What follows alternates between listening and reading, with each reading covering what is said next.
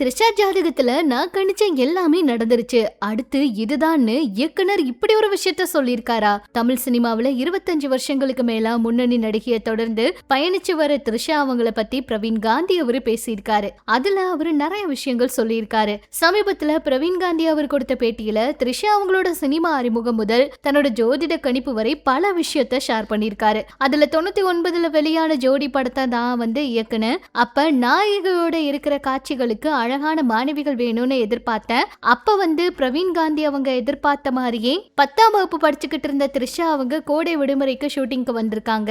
தாரா உமேஷ் அப்படிங்கிறவங்க வழியா தான் த்ரிஷா அவங்க அறிமுகமானாங்களாம். அவங்கள பார்த்ததுமே ஒரு பெரிய கதாபாத்திரமே கொடுக்கலான்னு நினைச்சேன். ஆனா அப்ப அவங்களுக்கு சினிமாவில் நடிக்கிற ஆர்வம் பெருசா இல்ல. சினிமா நல்லதா கெட்டதான்னு தெரிஞ்சு கொள்ளத்தான் வந்தேன்னு அவங்க சொன்னாங்க. அவங்களுடைய அம்மாவுக்கும் ஆரம்பத்திலேயே தயக்கம் இருந்துச்சு. சினிமாவில் அப்படி என்னதான் இருக்கு அப்படின்னு ஒரு எக்ஸ்பீரியன்ஸ்க்காக பார்த்துட்டு போகலாங்கிற எண்ணத்துல த்ரிஷா அவங்க வந்தாங்க. ஆனா அதுவே அவங்களோட வாழ்க்கையை மாத்திருச்சு. பிரவீன் காந்தி அவரு இந்த விஷயத்த அப்படி சொல்லியிருந்தாரு. ஜோடி படப்பிடிப்பு முடிச்சதுக்கு அப்புறமா இயக்குனர் பிரியதர்ஷன் கிட்ட த்ரிஷா அவங்கள பத்தி சொன்னதாகவும் அதுக்கப்புறம் லேசா லேசா படத்துல அவங்களுக்கு வாய்ப்பு கிடைச்சதாகவும் அவரு சொன்னாரு. அதை தொடர்ந்து த்ரிஷா அவங்க மாடலிங் துறைக்கு போயிட்டாங்களாம். தொடர்ந்து மிஸ் சென்னை பட்டம் வாங்கியிருக்காங்களாம். அப்புறம் தொலைக்காட்சி நிகழ்ச்சிகள்ல கலந்துகிட்டாங்களாம். அப்புறம் சினிமாவில டாப் இடத்துக்கு போயிட்டாங்களாம். இதை பத்தி பிரவீன் காந்தி அவரு பெருமையா பேசியிருந்தாரு. அப்பதான் இன்னொரு விஷயத்தையும் அவரு சொன்னாரு. த்ரிஷா அவங்க ஜோடி படத்துக்கு ஷூட்டிங் வந்தப்ப அவங்களுடைய ஜாதகத்தை பிரவீன் காந்தி அவரு பார்த்தாராம். அந்த சமயத்துல பிரவீன் காந்தி அவருக்கு ஜாதகம் பாக்குற பழக்கம் இருந்துச்சாம். த்ரிஷா அவங்களோட ஜாதகத்தை வாங்கி கணிச்சிருக்காராம். பிறகு த்ரிஷா அவங்களோட அம்மா கிட்ட போய் இப்போதைக்கு உங்க பொண்ணு சினிமாவில ஆர்வம் இல்லைன்னு சொல்றாங்க. ஆனா சினிமாவில மிகப்பெரிய தாக்கத்தை அவங்கதான் ஏற்படுத்த போறாங்க. முன்னணி நடிகையா அவங்கதான் இருப்பாங்கன்னு சொன்னாராம். அது அப்படியே நடந்துருச்சாம். அதே போல இன்னொரு விஷயம் இருந்துச்சாம். அதாவது த்ரிஷா அவங்க ஒரு நாள் முதலமைச்சர் ஆவாங்க.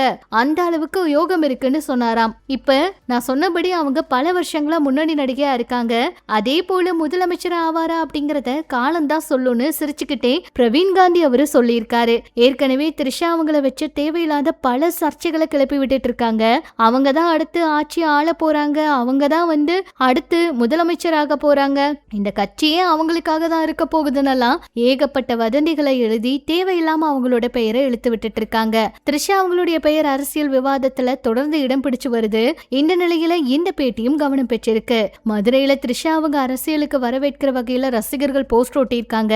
அப்புறம் அரசியல் மேடைகள்லயும் அவங்களுடைய பெயரை சுத்தி சுத்தி சர்ச்சை வந்துட்டு இருக்கு. இந்த நிலையில அவங்க அரசியலுக்கு வருவாங்களா வரமாட்டாங்களா, முதலமைச்சர் ஆக போறாங்களா இப்படிங்கிற மாதிரி பல கேள்விகள் இருக்கு.